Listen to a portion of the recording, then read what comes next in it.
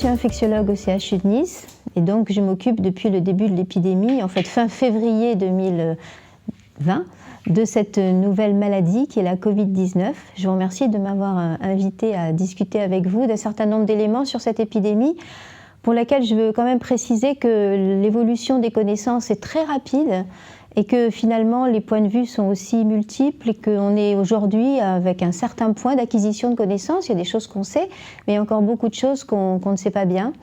Et puis il y a aussi beaucoup de particularités qui sont des particularités spécifiques à certains endroits, à certaines épidémiologies, à certains modes de vie. Et donc peut-être que les choses sont mouvantes, voilà. Elles sont changeantes, elles sont dynamiques. Et donc aujourd'hui, c'est la parole de décembre 2020. Comment mesure-t-on l'épidémie? Y a-t-il des indicateurs locaux et y a-t-il des indicateurs spécifiques aux écoles? Alors il y a beaucoup d'indicateurs, hein. Il y a celui peut-être que tout le monde connaît, le nombre de contaminations quotidien qui est issu des taux d'incidence, c'est-à-dire du nombre de patients détectés par jour, hein, qui sont comptabilisés dans les différentes villes et qui ont un dénominateur donc sur 100 000 habitants. Hein, donc c'est ce qu'on appelle le taux d'incidence. Finalement, il est assez intéressant, bien qu'il est aussi assez variable, par exemple en fonction des campagnes de détection, de la mise en place de nouveaux tests. C'est pour ça que le suivre de façon précise, c'est aussi relativement flou. Hein, ça peut dépendre d'un certain nombre de paramètres qui ne sont pas forcément directement liés à l'épidémie. Mais c'est un taux important, ce taux d'incidence, et il a beaucoup fluctué ces derniers temps. En ce moment, par exemple, ici à Nice, dans la région 06, on est à 136 cas par 100 000 habitants. On a été beaucoup plus élevé il y a quelques semaines. Hein, et l'idée, c'est bien sûr qu'on essaye de descendre le plus rapidement possible. Donc ça, c'est le taux d'incidence. Ce qui me paraît important, en fait, parce que le taux d'incidence, ça mesure la diffusion d'une épidémie qui est quand même très bénigne pour la majorité des personnes. Ce qui me paraît le plus important comme indicateur, c'est plutôt les indicateurs de mortalité ou les indicateurs d'hospitalisation en réa ou en médecine. Et là, moi j'entends des chiffres que j'accepte bien sûr, mais je vais vous parler des chiffres qui sont ceux du CHU et ceux de mon service. Parce que ceux-là, je les maîtrise parfaitement, d'accord ? Donc je sais, par exemple, vous dire que depuis le début de l'épidémie, au CHU de Nice, il y a eu 109 décès de cette maladie. Donc en 10 mois.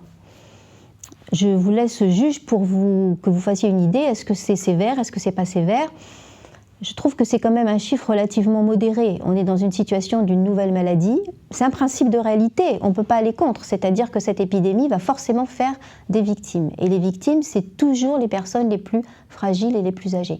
Et donc le chiffre moyen de mortalité, l'âge moyen de mortalité dans notre service, c'est 82 ans. Voilà, donc c'est juste pour brosser des indicateurs qui sont ceux du service, donc des choses locales, des choses qu'on peut parfaitement maîtriser. Donc voilà un petit peu pour les indicateurs qui me paraissent importants. La question que vous m'avez posée après, c'est est-ce qu'il y a des indicateurs locaux? Ben oui, tous ces chiffres dont je vous parle, ce sont des indicateurs locaux, donc c'est très important de les connaître, de voir qu'en fonction des régions, les épidémiologies sont tout à fait différentes. Hein. On a bien vu lors de la première vague, on a été quand même relativement peu touchés. Bon là, il y a un petit peu plus de cas. Et la question des indicateurs dans les écoles, alors là en revanche, je ne sais pas trop, bien sûr qu'il faut sans doute être vigilant à regarder ce qui se passe dans une école, mais je ne pense pas qu'il y ait des indicateurs spécifiques à mettre en place au niveau des écoles. Vous semble-t-il possible d'adapter localement les protocoles en fonction des retours des indicateurs? En fait, ce qui est important, c'est d'avoir une vision très dynamique de cette épidémiologie. C'est vrai que si on voit qu'une région n'est pas touchée, c'est peut-être important d'adapter les mesures barrières justement qu'on donne aux gens. Pour vous donner un exemple assez précis, moi depuis le début de l'épidémie, je trouve qu'on a beaucoup insisté sur le port du masque en extérieur. On a beaucoup limité les allées et venues des gens dans la nature. Tous ces éléments-là me paraissent d'une contrainte totalement inutile, et ça je pense que beaucoup de scientifiques partagent ce que je dis. Et je trouve qu'en fonction des régions, il aurait été important de laisser un peu la bride sur le cou à la plupart des personnes qui pouvaient quand même bénéficier de cet environnement qui est majeur pour la bonne santé aussi. Voilà. Après, quand on est dans une situation épidémiologique très tendue, très critique, et qu'on est bien sûr dans des grandes agglomérations, là, il faut savoir de temps en temps, effectivement, être très vigilant par rapport à certaines mesures barrières. Donc, l'idéal, c'est d'adapter. C'est pas simple non plus, hein, parce que ça veut dire qu'il faut faire confiance et il faut décentraliser un certain nombre de choses. Et c'est là où des endroits comme l'Allemagne, peut-être, ont été plus souples que nous, parce qu'ils agissent quand même plus par région, et donc il y a eu des recommandations en fonction de telle ou telle région. Voilà, nous, c'est un petit peu très centralisé, donc tout le monde fait pareil. Et les masques en tissu, sont-ils assez protecteurs? Oui, bien évidemment. Je veux dire, on n'a rien fait de mieux pour l'instant par rapport à la prévention de la Covid que les masques et l'hygiène des mains. Donc bien évidemment que les masques sont protecteurs. Les masques tissus AFNOR catégorie 1 sont protecteurs, donc c'est ceux-là qu'il faut essayer d'utiliser. Les masques chirurgicaux sont peut-être un tout petit peu plus protecteurs. Je crois qu'on dit 95% pour les chirurgicaux, 90% pour les masques en tissu. Mais tous ces masques sont bien évidemment le moyen de se protéger. Moi, je donne toujours l'exemple du service d'infectiologie. Tous les patients Covid, on les a eus chez nous. Donc, on a traité 400 pneumopathies Covid. On n'a quasiment pas eu de protection. Et qu'est-ce qu'on a? Un masque, la plupart du temps, un masque chirurgical. C'est vrai qu'en établissement de soins, on n'a pas de masque en tissu, mais les comparaisons, je vous dis, ne sont pas très éloignées si on reste sur ces recommandations AFNOR. Est-ce que 2 personnes qui portent un masque et qui sont en contact rapproché pendant plus d'1 heure courent un risque? Non, alors ça, je ne suis pas d'accord avec ça. C'est-à-dire qu'à partir du moment où tout le monde porte un masque, il n'y a pas de risque. Nous, on passe notre journée avec des patients Covid. Donc, s'il devait y avoir un risque et si on devait se faire tester à chaque fois qu'on a rencontré un patient Covid, on aurait les couvillons là plantés dans les trous de nez, vous voyez. Donc non, il n'y a pas de risque. Quand on est tous masqués, il n'y a pas de risque. Est-il vrai qu'en crèche ou en maternité, les adultes portent le masque? Et est-ce que ça peut avoir des conséquences pour les tout-petits? Alors, est-ce que c'est vrai? Je ne sais pas vraiment, puisque je n'ai pas l'occasion d'aller en crèche ou en maternité. Ce que je sais, c'est que grâce à des tests qui viennent d'être mis sur le marché, comme les tests antigéniques, on a proposé, et ça a été tout de suite repris à la maternité à Nice, de dépister par test antigénique les mamans qui sont au travail, de façon à pouvoir tout de suite se faire une idée sur leur possibilité de contamination ou pas. Et quand le test est négatif, même si malheureusement il n'est pas d'une sensibilité parfaite, ça permet quand même d'accepter que la maman accouche sans masque. Voilà. Donc ça, c'est une petite action, mais c'est quelque chose quand même relativement intéressant. Après, en crèche, je vous dis, je n'ai pas les compétences pour savoir. Je crois que les recommandations sont que le personnel soit masqué. Les conséquences sur les enfants, c'est beaucoup trop tôt pour le savoir.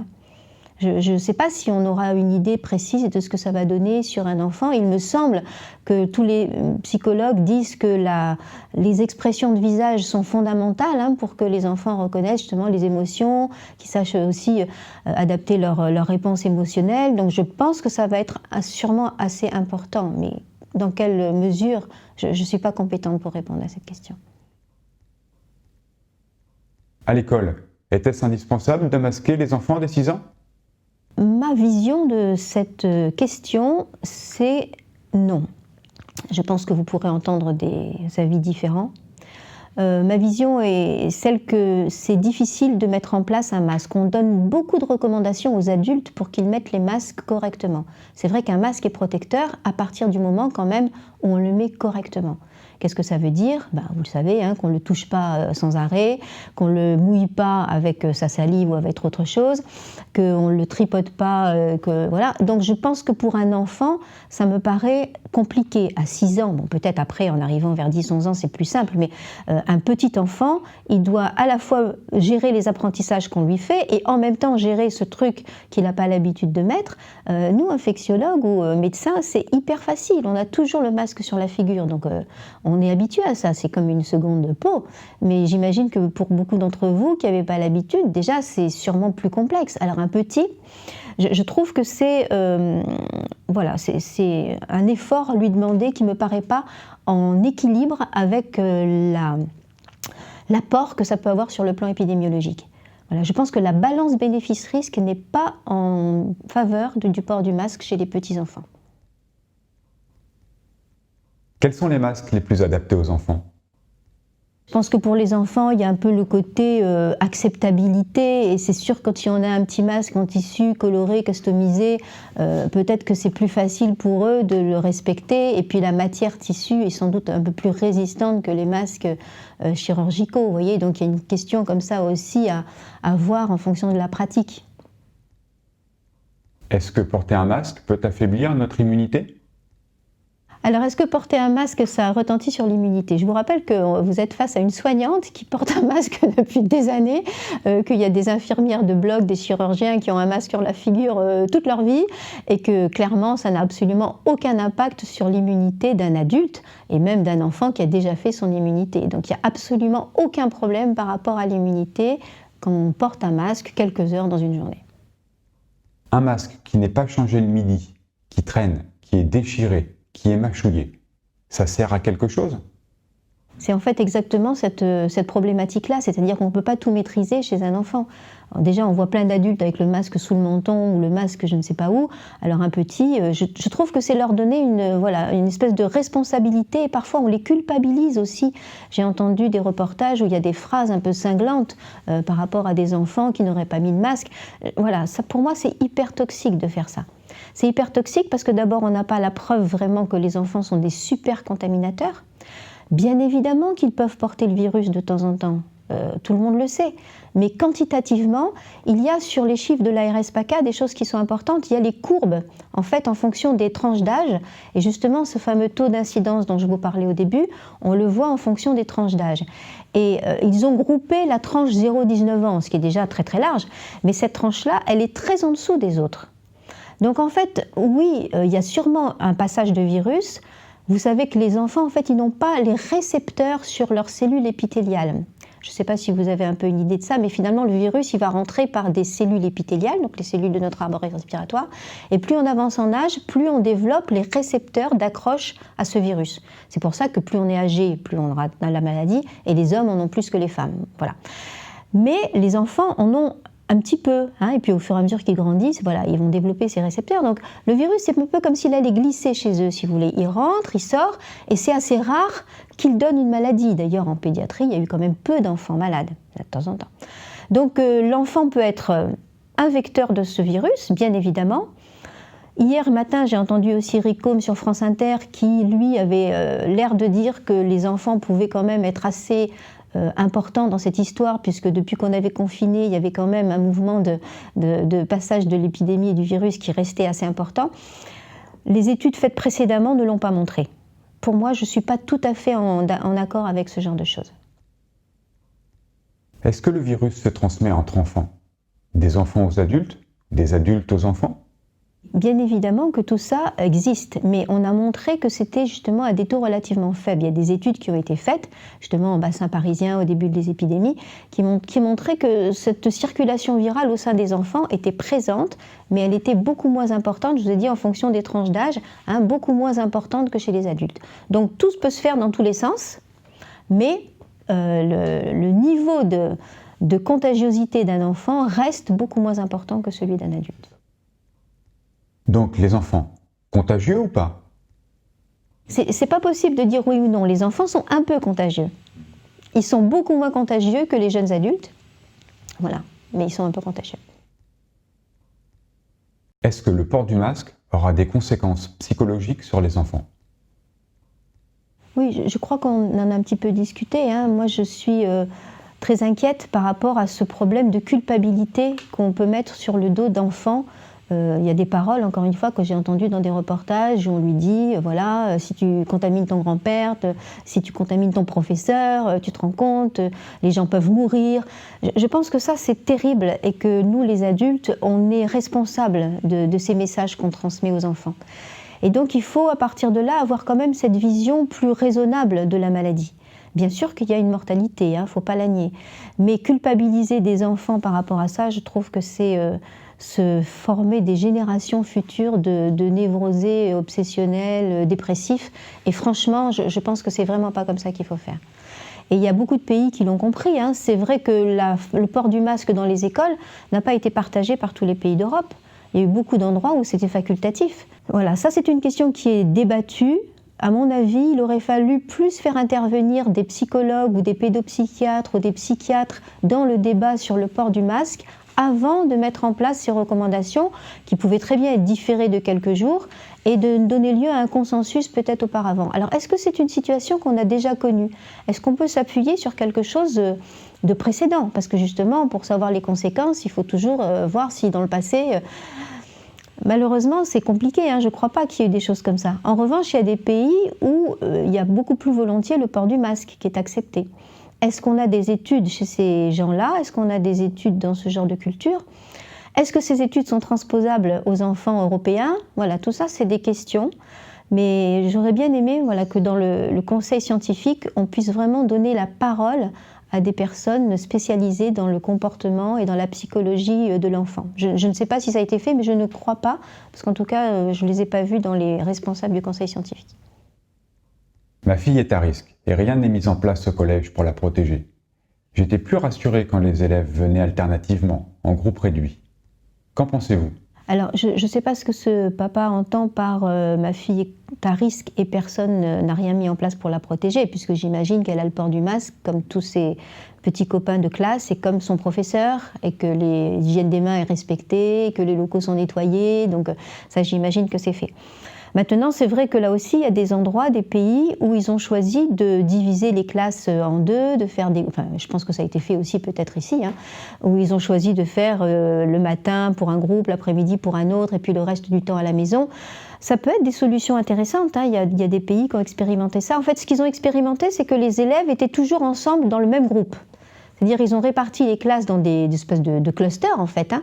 Et donc, il n'y avait pas vraiment d'échange entre ces clusters. Et ça, c'est intéressant parce que c'est vrai qu'une fois qu'on a circulé un peu pendant quelques jours au sein de son groupe, on peut dire qu'on est moins à risque de se contaminer avec quelqu'un. Donc ça, c'est des choses qui ne sont pas inintéressantes du tout.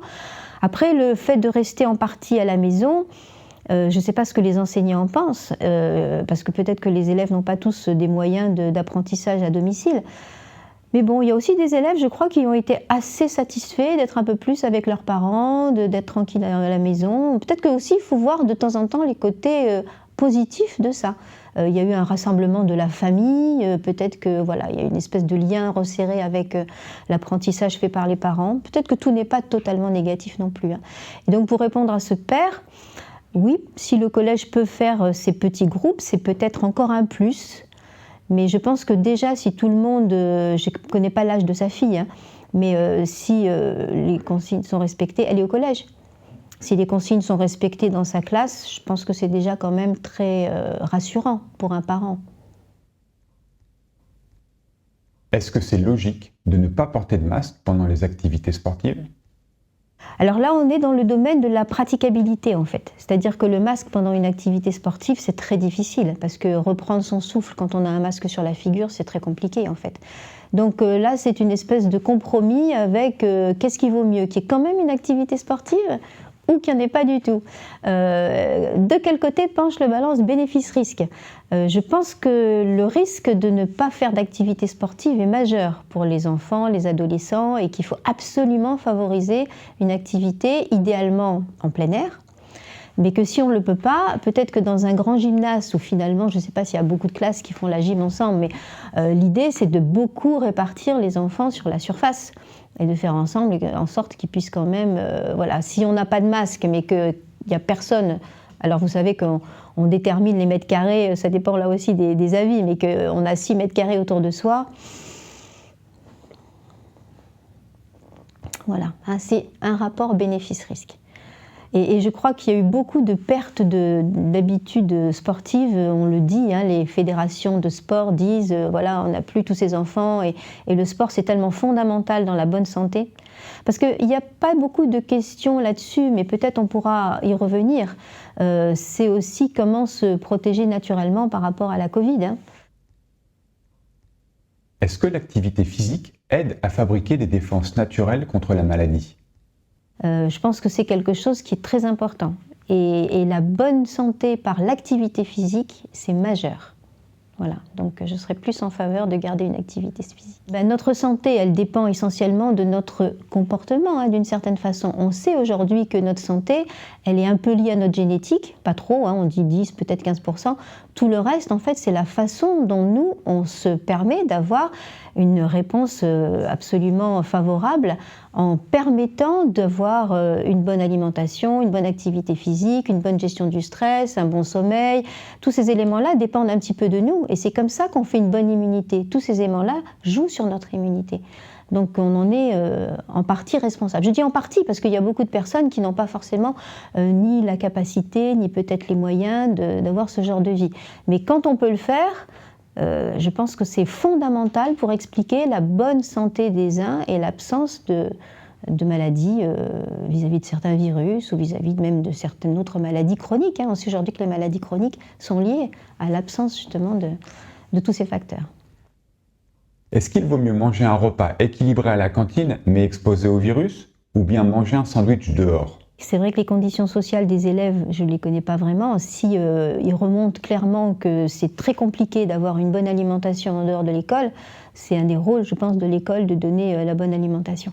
Après, est-ce qu'on peut optimiser ce genre de choses de façon à ce qu'il y ait le moins de risques possible en faisant par exemple 2 services, en essayant de faire en sorte que les enfants ne soient pas les uns sur les autres, en essayant de limiter le mouvement au moment de l'entrée, du sortie de la salle de réfectoire.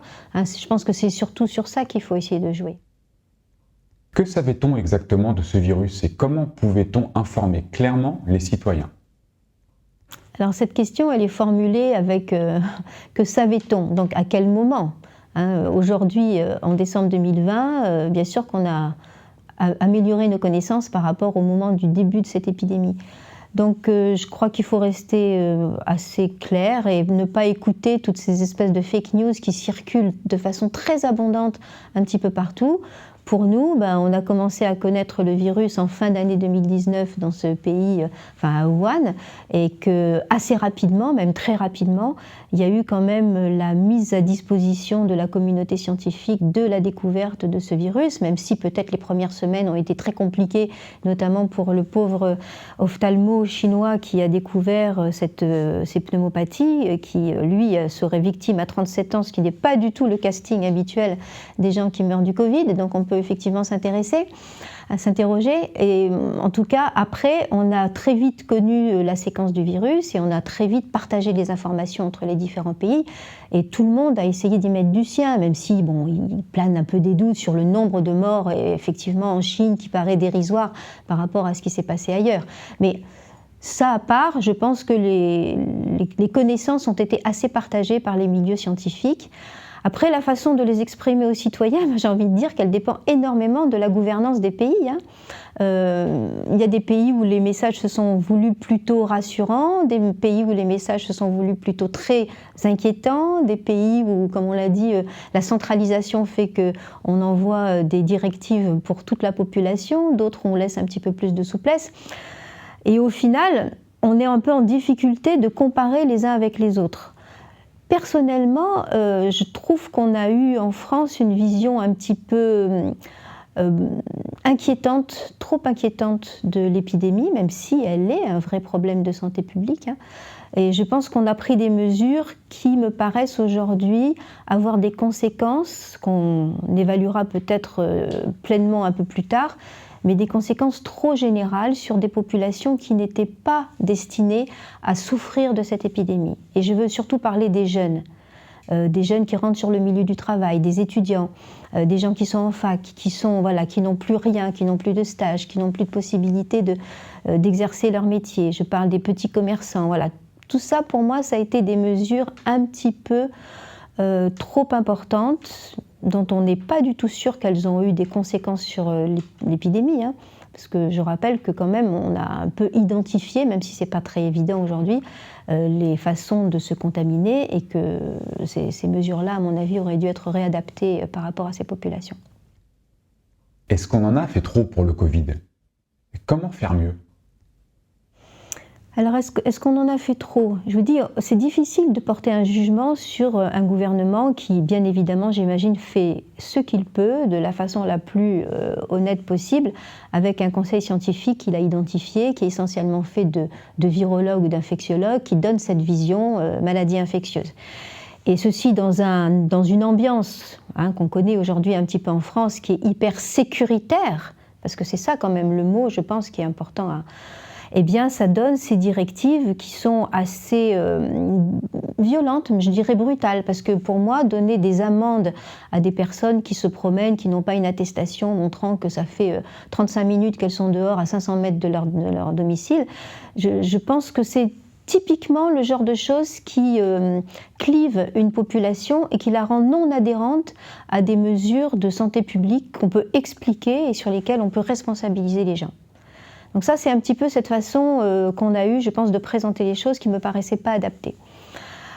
Ensuite, qu'est-ce qu'on peut faire d'autre? Je dis, cette gouvernance, elle a été un peu différente dans certains pays. Alors les situations sont peut-être aussi complètement différentes, mais c'est vrai qu'en Allemagne, on voit bien qu'il y a eu un lien beaucoup plus fort entre un message porté par Angela Merkel, qui était beaucoup plus bienveillant et rassurant, et un scientifique qui est sorti un petit peu du lot, le Dr Schreck, qui a vraiment essayé d'être très proactif, de promouvoir dès le départ les tests, alors que nous, on a été en incapacité au départ de mettre en place les bonnes mesures, c'est-à-dire justement de tester les gens.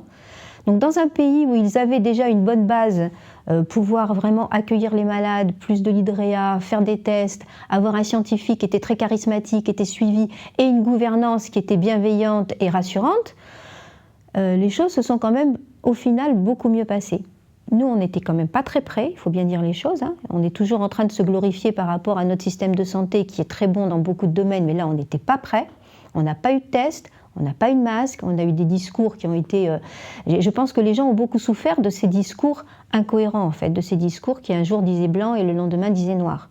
Alors, comme on l'a dit au début, bien sûr que la maladie évolue, bien sûr que les connaissances évoluent et on peut modifier un discours, mais pas passer comme ça, en plus en donnant la mauvaise explication du noir ou blanc. Donc je pense qu'il y a eu des erreurs de communication majeures qui font qu'on les paye aujourd'hui avec cette méfiance qu'on a vis-à-vis de tout ce qui peut être proposé.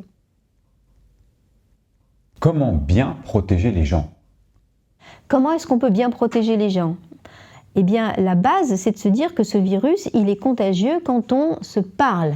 Parce que moi, je veux bien qu'on dise qu'il est comme ça, un petit peu dans l'air. Sûrement, il est un peu dans l'air, il est un peu favorisé par la pollution, il est un peu favorisé par le brouillard, par tout ce que vous voulez. Mais ça, c'est marginal. Quand on veut lutter contre une épidémie, c'est ce qu'on appelle les grandes lignes du Pareto, c'est vraiment le plus important qu'il faut traiter. D'accord ?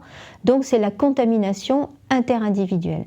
Ça veut dire que dans les espaces clos, ça veut dire que dans les salles de classe, ça veut dire que dans les hôpitaux, ça veut dire que dans les EHPAD, ça veut dire que dans les transports, tout ça, il faut absolument être masqué et avoir des mains propres et faire très attention. Et le reste, c'est pas forcément vraiment nécessaire.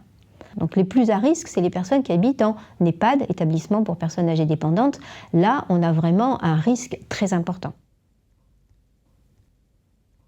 Qu'est-ce qui se passe dans les EHPAD ? Qu'est-ce qui se passe dans les EHPAD ? Eh bien, là aussi, il y a des espèces de deux modes d'action qui sont des excès dans les deux sens. C'est-à-dire qu'il y a des surprotections avec des interdictions qui ont été données aux familles de voir les personnes âgées qui ne reposent sur rien. Et puis en même temps, vous avez des personnels d'EHPAD qui sont dans des situations très complexes où il y a très peu de personnel, il y a très peu de personnes qui veulent travailler en EHPAD, donc ils sont débordés. Donc ils font parfois les choses un peu moins bien, donc il y a des intérimaires qui viennent, donc il y a des circulations qui font que parfois c'est aussi par les soignants que les choses rentrent, d'accord ? Donc on est dans une situation où on n'a clairement pas assez de personnes pour s'occuper des personnes âgées dans les EHPAD. C'est un vrai problème, ça existait déjà avant la Covid, mais ça a été encore plus important après la Covid, parce qu'il y a beaucoup de personnes qui ne veulent plus travailler dans les EHPAD, parce qu'elles ont peur. Il y a beaucoup de soignants qui sont au chômage, parce qu'ils ne veulent pas travailler dans les EHPAD, ou dans les services de soins d'ailleurs. Donc ça aussi, c'est quelque chose qui est important à dire. Et donc dans ces EHPAD, on a une circulation du virus qui est due à des mauvaises pratiques que les uns et les autres peuvent avoir. Les familles, quelquefois, ne sont pas non plus très rigoureuses. Donc je vous dis, on a fait des excès et on pourrait sans doute essayer de faire plus simple, mais plus accessible à tous. Voilà, c'est ça qui est, je pense, un peu le message à porter. Après, j'ai envie de dire aussi que dans une épidémie comme celle-là, même si ce que je vais dire peut un peu choquer peut-être, c'est évident que c'est les personnes âgées qui vont mourir. Je veux dire, ça a toujours été comme ça. Aujourd'hui, le pic de mortalité, il va être concentré sur la Covid, Mais peut-être que cette personne âgée, ou peut-être que les courbes vont nous montrer que les gens sont moins morts de l'évolution de leur cancer, parce qu'ils avaient un cancer, ou qu'ils sont moins morts des suites d'une fracture du col du fémur, parce que voilà. Mais qu'au final, il faudra faire une analyse fine de la mortalité dans les EHPAD, qui ne comptabilisera pas que la mortalité Covid, mais la mortalité globale. Et on verra s'il y a véritablement une grande différence. Hein, ils ont pu mourir du Covid 2 mois avant, mourir de leur mort plus naturelle. Voilà. Donc cette frange de population est très à risque, et c'est vrai que quand on entend notre président dire il faut tout faire pour qu'aucune personne âgée puisse être malade de la Covid, c'est peut-être un petit peu nier des réalités qui sont des réalités épidémiologiques sur lesquelles on ne peut pas forcément avoir beaucoup de prise, ou la totalité de la prise. Voilà. Quelle est la situation actuelle dans les hôpitaux ? La situation du CHU de Nice, par exemple, elle est très tendue. Elle est à l'équilibre au prix d'un effort mais considérable de l'équipe d'infectiologie, puisque finalement, nous, on accepte d'être le service de ressources de l'ensemble des Covid qui sont hospitalisés. On les évalue, c'est-à-dire on essaie de les prendre, de regarder très vite comment ils vont, et de les renvoyer assez vite aussi, avec un accord de l'ARS, sur des établissements de deuxième ligne, et sur lesquels, après, dès qu'ils sont stabilisés, ils pourront être soignés par ces établissements-là. Donc ça nous demande un effort considérable, je vous dis, d'évaluation très rapide, de retour ensuite dans d'autres endroits. On s'est aussi mis à faire de l'oxygénation dans notre service d'infectiologie, avec des moyens qu'on n'utilisait pas jusqu'à présent, qui sont un petit peu mixtes entre la réanimation et nous-mêmes. Donc c'est un effort qu'on arrive à soutenir, mais qui est très très très compliqué, très difficile. On a voulu le faire pour que justement il y ait le moins possible de déprogrammation, que les autres patients puissent être vraiment au maximum pris en charge dans les autres services, ce qui n'a pas tout à fait été le cas dans la première vague. On a essayé vraiment de répartir un petit peu tout, et puis de freiner les passages à l'hôpital. Aujourd'hui, on ne le fait quasiment plus. Il n'y a que quelques situations qu'on a préféré différer, qui sont des situations non urgentes. Voilà, mais c'est un petit peu ce qu'on essaye de faire.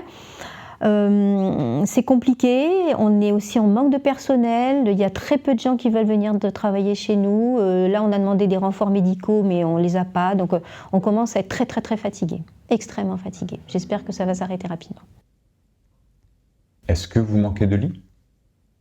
C'est-à-dire que si on pouvait avoir un service d'infectiologie plus grand, ce serait mieux. Moi, quand j'étais, il y a 15-20 ans, quand j'étais PH en hospitalisation, parce que maintenant je m'occupe d'autre chose, eh bien, on avait 60 lits dans le service d'infectiologie. Aujourd'hui, on en a 30. Forcément, c'est plus compliqué de gérer une épidémie de cette nature avec 30 lits qu'avec 60. Comment améliorer l'hygiène à l'école ? J'ai souvenir quand même d'avoir entendu de très longue date que dans les écoles, c'était très difficile d'avoir une bonne hygiène des mains. Ça, moi je m'intéresse à d'autres domaines, notamment à celui des cystites, et combien de jeunes filles expliquent qu'elles ne vont pas du tout aux toilettes pendant toute la journée parce que c'est immonde au niveau de leur collège. Peut-être qu'aujourd'hui on a réussi à augmenter un petit peu le niveau de base de l'hygiène concernant la tenue des toilettes et le lavage des mains. Donc on y a aussi peut-être beaucoup gagné dans cette histoire. Donc voilà, c'est pour dire que l'hygiène de base avait besoin d'être upgradée. Qu'est-ce qu'il a été par la Covid, à votre avis ? Comment bien aérer ? C'est plutôt ouvrir les fenêtres, en fait. C'est ouvrir les fenêtres. Alors les fréquences, elles sont un peu, je ne les connais même pas vraiment, et puis elles varient en fonction des recommandations. Mais c'est vrai que si à chaque classe, enfin à chaque heure de classe, on peut ouvrir pendant 10 minutes la fenêtre, c'est très très bien. Ou en tout cas à chaque intercours. Voilà, je pense qu'il faut vraiment prendre cette habitude, qui est une très bonne habitude pour tout le monde aussi. D'une certaine façon, ça participe aussi à cette bonne santé. On est souvent trop calfeutré l'hiver, il fait trop chaud, on est dans des endroits trop confinés. Il faut réapprendre à aller dehors, à sortir, à bouger, à se couvrir. Voilà. Je pense que c'est quelque chose aussi qui est important. Qu'encore une fois, je dis beaucoup les pays du Nord parce que je suis assez admirative de beaucoup de choses qu'ils font. Ils ont l'habitude de faire ça. Que pensez-vous de la composition du conseil scientifique ? Peut-on l'améliorer ? Oui, alors très sincèrement, je ne sais pas trop comment est fabriqué un conseil scientifique. J'ai simplement regardé effectivement qui était dans le conseil scientifique et je me suis donc aperçue qu'il y avait énormément d'infectiologues, virologues, épidémiologistes, des gens qui font des modèles mathématiques, donc des personnes qui sont des spécialistes de la Covid. C'est normal, il faut bien qu'il y ait des gens qui sont des spécialistes de la Covid. Mais peut-être faut-il aussi qu'il y ait un équilibre avec des personnes qui représentent les autres domaines de la médecine, ceux qui peuvent souffrir du fait qu'on met tout le focus sur la Covid, parce qu'on garde quand même un nombre de cancers qui est bien plus important en termes de mortalité que de mortalité Covid. C'est 165 000 décès par an de cancers par an en France. On est à 55 000 de la Covid. Donc je pense qu'il faut que les autres spécialités, les cardios, qui disent aussi que les gens ne vont pas à l'hôpital quand ils ont des douleurs d'angine de poitrine, les neuros, enfin, il faut qu'il y ait un petit peu une représentativité de l'ensemble des domaines médicaux pour qu'on puisse vraiment essayer d'être au plus homogène et articulé et harmonieux par rapport aux décisions qui sont prises. Et il faut aussi effectivement des personnes de la société civile et des économistes et des psychologues et des personnes qui ont ce recul pour dire quelles conséquences toutes les décisions qu'on va prendre vont avoir sur le reste de la société. Est-ce qu'on ne va pas justement développer une énorme vague de syndrome dépressif, voire de suicide, parmi les personnes, les commerçants, les jeunes, qui n'auront plus de débouchés, qui verront une espèce de vie complètement obérée par ce Covid ? Voilà, je pense que l'idée, ça aurait été peut-être d'être un petit peu plus intégratif, c'est un mot que j'adore, un petit peu plus intégratif par rapport à ce conseil scientifique. Est-ce que c'était possible, pas possible ? Je n'en connais pas les clauses, peut-être qu'il faut répondre à des impératifs très précis quand on fait un conseil scientifique, mais en tout cas, intégrer toutes ces personnes et des citoyens, des représentants de la société civile, un peu plus important, et des parlementaires, oui, ça me paraît intéressant. Après, il faut être vigilant que ce que dit le conseil scientifique, c'est peut-être pas ce que dit le politique. Et peut-être que le scientifique, il dit des choses aussi après que le politique lui ait dit, bon ben voilà, c'est ça qu'on va dire quand même. Parce que c'est important de savoir qui, au final, établit véritablement les paroles qui sont transmises aux citoyens. Je ne sais pas quel est le poids véritable du conseil scientifique. Je pense qu'il n'a pas forcément un poids considérable auprès de la parole politique. Est-ce que le conseil scientifique communique de manière indépendante ? Il donne des consignes, des doctrines, comme on dit aujourd'hui. Bien sûr qu'il publie beaucoup de doctrines qui sont issues de leurs réflexions de conseil scientifique, tout à fait. Qui ont beaucoup évolué d'ailleurs, parce que c'est vrai que ces doctrines, on dit bien sûr, elles s'adaptent comme nous, comme tout le monde, elles s'adaptent à l'évolution des choses. Donc c'est vrai que M. Delfraissy, pour lequel j'ai énormément de respect, a eu souvent un discours qui a évolué au fil du temps et qui s'adapte à la réalité de terrain. Mais là aussi, il faut voir que la réalité de terrain, elle a quand même été beaucoup le fruit du ressenti parisien de l'épidémie, parce que bon, voilà, tous ces gens-là, ils sont... Et peut-être que on aurait pu être un petit peu plus, comme on l'a dit au début de l'interview, un petit peu plus attentif à ce qui se passe dans des endroits qui n'ont pas tout à fait la même vision et la même gestion et la même épidémiologie. Est-ce qu'on peut faire confiance à des vaccins développés aussi rapidement ? Alors avant de parler des vaccins, je voulais juste refaire un petit peu un focus sur la gravité de la maladie pour qu'on soit tous bien au clair avec ça. C'est quand même une maladie qui, dans la forme qu'elle présente auprès des personnes, il y a à peu près 40% d'asymptomatiques qui vont avoir cette Covid sans s'en rendre compte du tout, et on va découvrir qu'ils ont des anticorps un petit peu plus tard, et 60% de personnes qui sont symptomatiques à des degrés variables. Il n'y a que 5%, 7% des individus qui vont avoir des formes qui vont les conduire à l'hôpital, et il y a une mortalité de 0,5% ou 0,3% en fonction un petit peu des pays. Donc ça, c'est quand même quelque chose qu'il faut bien garder à l'esprit, c'est que la mortalité est relativement faible. Même si elle existe, bien évidemment, quand on dit 55 000 décès en France, bien sûr qu'il ne faut pas la négliger. Mais voilà, donc qu'est-ce qu'on veut avec un vaccin ? On veut protéger les personnes qui sont les personnes les plus à risque de développer des formes qui les envoient à l'hôpital. Parce que protéger un asymptomatique, ça n'a pas tellement d'intérêt. Sauf que si on protège les gens et que les gens ont des anticorps, on va permettre un frein à la diffusion de l'épidémie. Ce qu'on ne sait pas encore très bien aujourd'hui, c'est effectivement à quel point la population est immunisée ou pas. on se fie aux anticorps pour le dire, c'est-à-dire aux études qui testent dans le sang les anticorps vis-à-vis de la Covid. Mais il n'y a pas que l'immunité humorale vis-à-vis de cette maladie. Il y a aussi beaucoup l'immunité cellulaire. Et celle-là, en fait, on ne peut pas la doser facilement. Donc on est un peu dans le flou, mais il y a sûrement beaucoup de personnes qui ont constitué une immunité qui leur permet de ne pas avoir de risque de Covid, mais qu'on ne peut pas détecter vraiment par la sérologie. Donc ça, c'était juste un petit peu pour faire le point sur lequel c'est important de s'attarder 2 minutes, on pourra y revenir si vous voulez. Alors après, la question que, voilà, moi je regarde parfois les informations et je vois qu'on demande à une petite dame dans un parc qui doit avoir 75 ans son avis par rapport au virus et au vaccin et qui dit « Ah oui, mais comment est-ce qu'on peut avoir confiance en un vaccin qui a été fabriqué voilà. » Donc je pense qu'on est quand même dans une société où on demande beaucoup d'avis à n'importe qui, sur n'importe quoi, et il y a un moment où il faut arrêter. Parce que ce qui est quand même particulier avec cette maladie, c'est qu'il y a eu des efforts massifs de la part des gouvernements, de la part des scientifiques pour se pencher sur ce vaccin. Un truc qui n'a jamais été fait avant. Hein, c'est donc un effort scientifique majeur qui a été fait. Donc oui, les gens se sont arrachés, si je peux m'exprimer comme ça, pour trouver quelque chose. Et heureusement que la science progresse et heureusement qu'on arrive maintenant à faire des trucs aussi vite. Mais je vous rappelle quand même, bon, c'était pas tout à fait la même chose, mais que pour le vaccin H1N1, ça je m'en souviens quand même pas mal, c'était pas si vieux que ça, c'était pareil. Hein. Bon, c'était plus facile de faire le vaccin, ça ressemblait quand même au vaccin de la grippe. Hein. C'était le vaccin de type grippe. Mais on a mis quand même en place le vaccin assez vite. Et pareil, est-ce qu'on se vaccine, on ne se va pas vacciner, qu'est-ce qui va se passer? Bon. Donc la situation est, oui, on est en capacité aujourd'hui de fabriquer des vaccins rapidement, donc tant mieux. La problématique, c'est qu'on n'a quand même pas eu beaucoup de données écrites scientifiques. On a eu, nous, infectiologues et tous les scientifiques, les communiqués de presse que tout le monde a eu. Hein. Et on est encore que depuis hier, avant-hier, là ça commence à sortir, mais je n'ai pas pu les voir en détail, on n'a pas eu encore beaucoup de détails vraiment très précis de la façon dont ça a été fait, des effets secondaires, de ce genre de choses. Mais quand même, j'ai l'impression que les résultats sont plutôt au rendez-vous. Il y a des difficultés quand même qui persistent. Hein. Il y a des difficultés notamment par rapport à la maniabilité de ces vaccins, puisque ces vaccins, vous savez qu'il va falloir un transport dans le froid, et c'est loin d'être facile. Hein. Ça, je pense que ça va être très compliqué de mettre ça en route.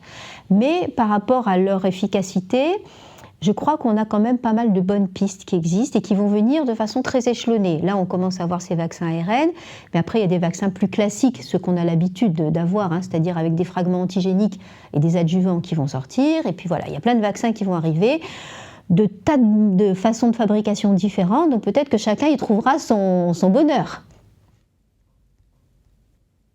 Que pensez-vous de la méfiance envers les vaccins ?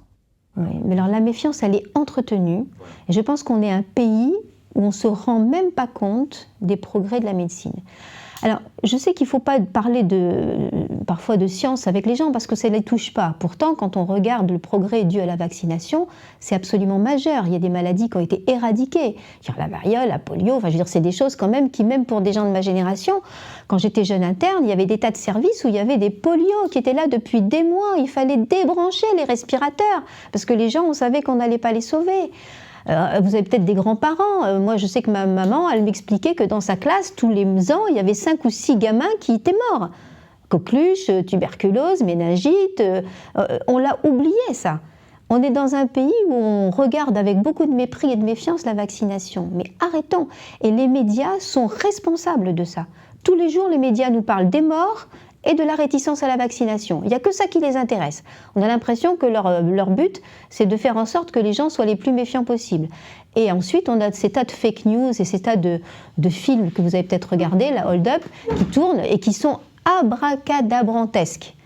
Bon, donc il y a des moments où il faut se poser. On est aussi un pays de scientifiques, de rationnels, hein, et les progrès de la science sont merveilleux et il faut s'en saisir. Quel vaccin choisir ? Et aura-t-on le choix ? Aura-t-on le choix ? Oui, bien évidemment. Hein. Personne ne va obliger qui que ce soit à se vacciner. On n'est pas pour l'instant sur cette dynamique-là. J'ai entendu ce matin aussi sur France Inter un interview sur les gens en EHPAD et où on demande aux personnes « Est-ce que vous voulez vous faire vacciner ?» Bon, je veux dire, c'est compliqué, hein. Si on vous le demande d'une certaine façon, on peut aussi solliciter la méfiance. Il y a des pays où les gens se bousculent pour aller se faire vacciner.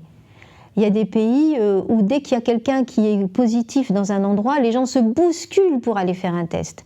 Pourquoi est-ce que nous, on est aussi en inverse, en réaction inversée par rapport à ce genre de situation? Où est la bonne attitude, finalement, hein?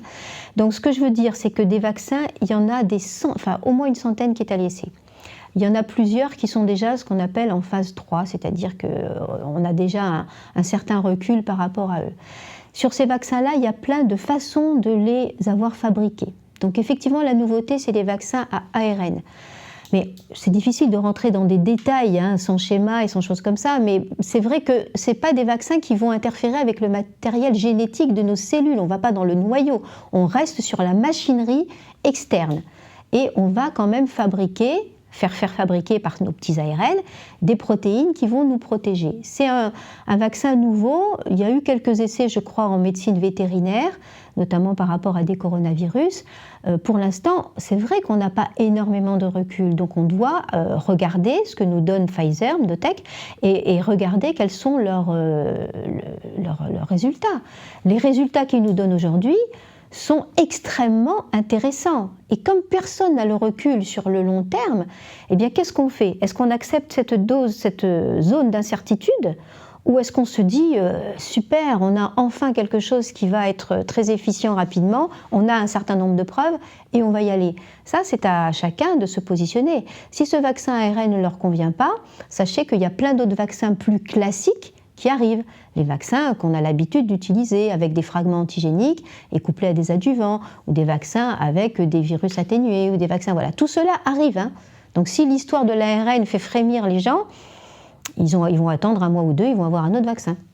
Mais en tout cas, clairement, l'idée de se faire vacciner par rapport à cette maladie qui empêche, qui bloque une société, qui paralyse la vie de tout le monde, me paraît quand même une solution. En tout cas, c'est la meilleure qu'on a jusqu'à présent. Hein, on est toujours dans cette situation bénéfice-risque. Est-ce qu'on veut revenir à la vie normale? Et alors, qu'est-ce qu'on a d'autre que le vaccin? Ou est-ce qu'on veut continuer à supporter ce genre de façon de vivre et bloquer l'avenir d'un certain nombre de personnes de ce pays et l'économie du pays? Risque-t-on de voir apparaître de nouvelles pandémies liées à des zoonoses? C'est très très très probable. De toute façon, on les a depuis des années, les épidémies qui sont des zoonoses. 65% des maladies infectieuses sont des zoonoses, hein. Donc bien évidemment qu'avec ce qu'on sait de la façon qu'on a de traiter la biodiversité, ça va être de plus en plus fréquent. D'ailleurs, un très beau rapport de l'IPBES, je ne sais pas si vous le connaissez, qui nous dit qu'il va y avoir de plus en plus de zoonoses et de plus en plus de virus qu'on ne connaît pas du tout. Donc la réponse est, moi je trouve que cette Covid, c'est une espèce de répétition générale pour beaucoup de choses. Pour beaucoup de choses qui sont à la fois du domaine de la santé, et il faut absolument que les hôpitaux réinvestissent des services d'infectiologie, parce que c'est forcément nous qui sommes en première ligne. Il faut absolument qu'on valorise les professions médicales et les professions de soignants, parce qu'on ne trouve plus de soignants, hein. Il faut absolument qu'on valorise ça, qu'on arrive à développer cette culture de l'infirmière, de l'aide-soignante, qui sont aujourd'hui en grande perdition dans notre pays. Et puis, il faut se poser des questions sur les conséquences de cette épidémie qui a eu sur l'incapacité qu'on a été de faire du matériel de base, les masques, un certain nombre de médicaments. Donc ça veut dire qu'il faut qu'on soit beaucoup plus résilient. Ça aussi, c'est un mot que j'aime beaucoup, hein, intégratif, résilient. C'est-à-dire qu'il faut qu'on réinvestisse dans notre pays les moyens de nous défendre vis-à-vis des futures épidémies. Donc fabriquer des matériels de protection, fabriquer des médicaments chez nous et non pas toujours en Chine, qui fait qu'après on est en rupture de stock des médicaments nécessaires pour traiter les patients en fin de vie. Enfin, c'est intolérable. Ça, c'est intolérable, hein. Donc il faut vraiment qu'on bouscule les gouvernements pour leur dire stop, même si c'est quelque chose qui a un coût, ce coût-là, parce que moi je suis abasourdi, pour vous peut-être aussi, de tous ces milliards qui sortent de je ne sais pas où pour venir en aide à un certain nombre de personnes ou un certain nombre d'industries ou un certain nombre de choses. Donc si tous ces milliards sont si faciles à trouver, eh bien mettons-les au service des choses qui sont importantes dans notre avenir, c'est-à-dire la résilience locale. Il faut absolument qu'on soit en capacité de faire tout ça. Et c'est aussi une répétition générale par rapport à nos modes de vie, parce que quand même cette épidémie, elle n'est pas venue comme ça, toute seule. Hein.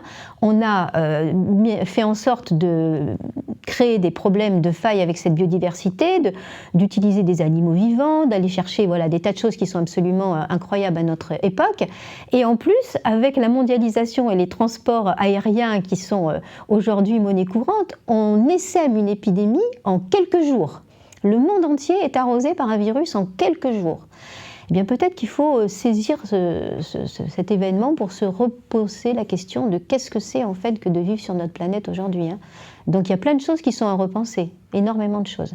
Notre activité, notre consommation, notre rapport à l'animal, notre rapport à la mobilité, plein de choses. Il y a beaucoup de parallèles quand même avec le sida, parce que moi j'ai commencé ma carrière avec le sida.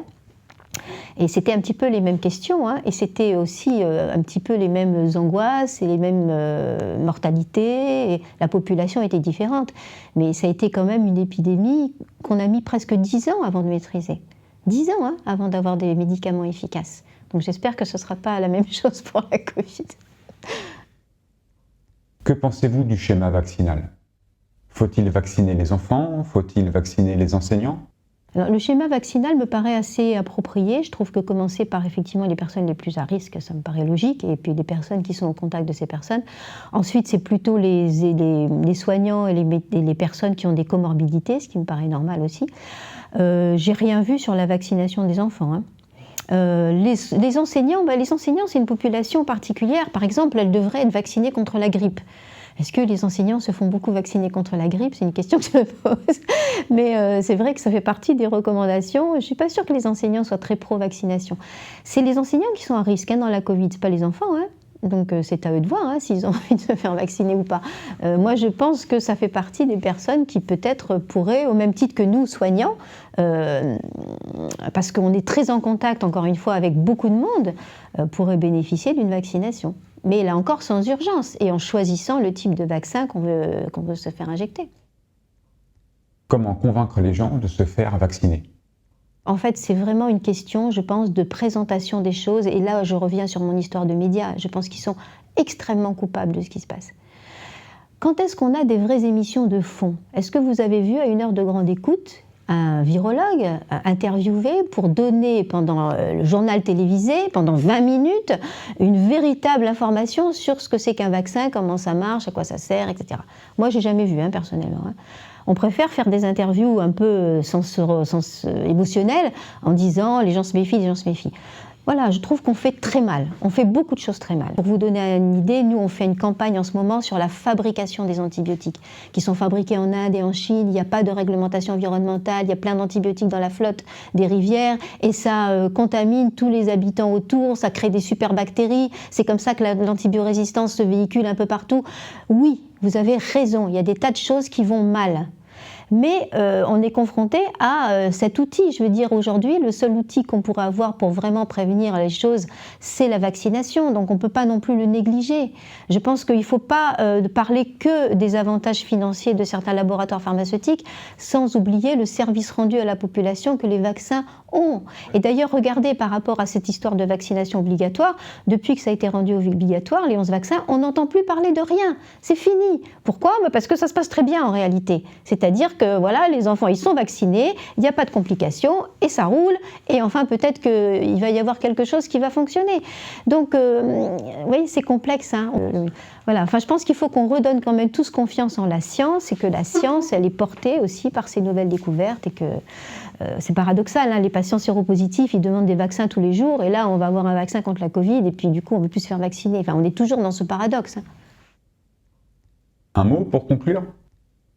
Est-ce que ce sera possible peut-être de regarder de façon très longitudinale le long de cette épidémie et après comment nos enfants vont réagir par rapport à d'autres sur ce domaine-là. Mais je pense qu'il y a d'autres domaines qui interfèrent avec l'évolution des enfants. Ça vient dans un moment où il y a non seulement cette Covid, mais il y a ensuite beaucoup de discours qui sont liés aux attentats, qui sont là aussi, je pense, trop monter en épingle. Enfin, je pense qu'on est dans une société en France, là où on est une société du catastrophisme, et il faut qu'on arrête avec ça, quoi. Il faut qu'on change notre façon de nous comporter et de voir la vie. Hein, il faut regarder les côtés positifs. Il y en a plein des côtés positifs, d'accord ? Il faut essayer de terminer par une petite note optimiste.